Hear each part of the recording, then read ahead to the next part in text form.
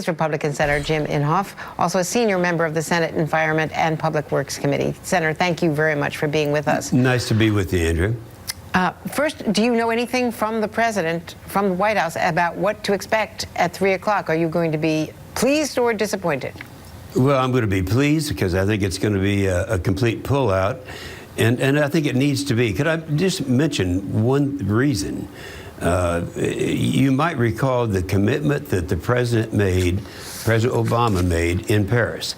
He said that we in the United States would reduce our CO2 emissions by between 26 and 28% by 2025. Well, there's two problems with that, Andrea. One is you can't do it. His own EPA at that time said there's no way in the world we could reduce emissions by that much. And the other reason is that other countries don't realize our form of government. The 192 nations that heard the president say that didn't know that the Congress has to agree to this. And Congress has already spoken several times.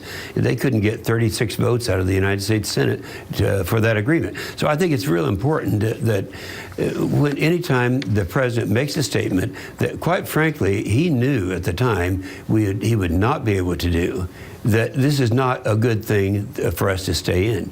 The other thing that has to be considered, I think I just heard that you had President Trump making the statement back there that China was not going to agree to any kind of reduction. In fact, Andrea, they're cranking out an additional coal-powered power plant every 10 days in China. Now, they said they'll continue doing that until 2025. Then they'll consider reducing their emissions. Well, what kind of a deal is that? It's not a very good deal.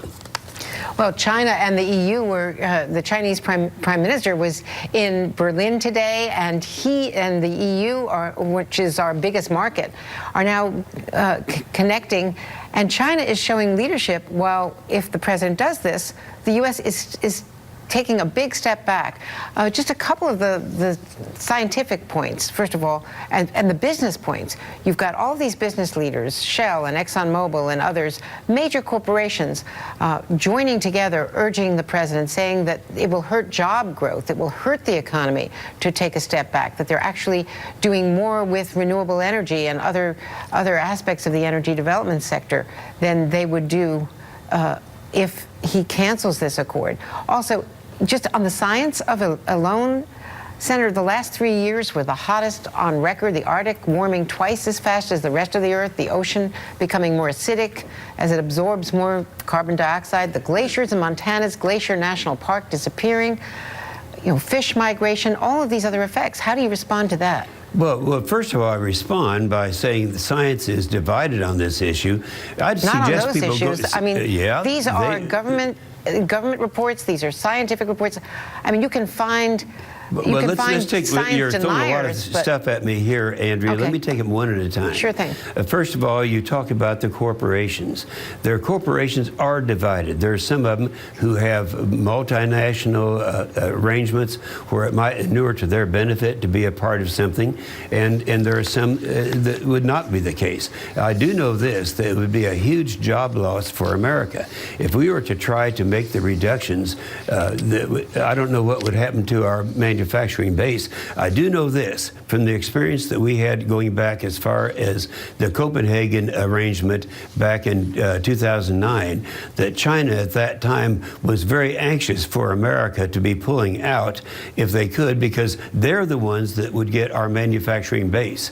And I would have to say this, that Lisa Jackson, who was the Obama's EPA director at the time, I asked the questions, if we were to do some of these things, what would be the effect? Would we actually be reducing CO2 emissions from America? Her answer was no, because this isn't where the problem is. So we have arrangements that are made, and this is not a treaty, of course, but it's one where if we know in our minds that we cannot do what he committed us to do, this is something that we need to be out of. And just finally, one of the things that Jim Baker suggested, first of all, was a rebatable carbon tax. And he also said, why not submit it to the Senate? Would you accept this if the president were to say, I'm going to renegotiate it? or submit it to the Senate for ratification? Well, first of all, it's not a treaty. And if it were to send it to the Senate, and if it were changed to a treaty, then I would vote against it, but nonetheless, it'd come to the Senate. Let's keep in mind, we've had this before the Senate 5 times since 2002, and they have rejected it every time, and either in the form of a regulation or legislation. Keep in mind, they first tried to do this with legislation, and that didn't work. Well, Senator James Inhofe, thank you so much. And we'll all be watching at 3 o'clock Eastern when the president does make his announcement in the Rose Garden. And after that time, I'd love to come back and visit with you. I would love that, too. Let's schedule it. Thank you very much. You bet. And up next, the flip side.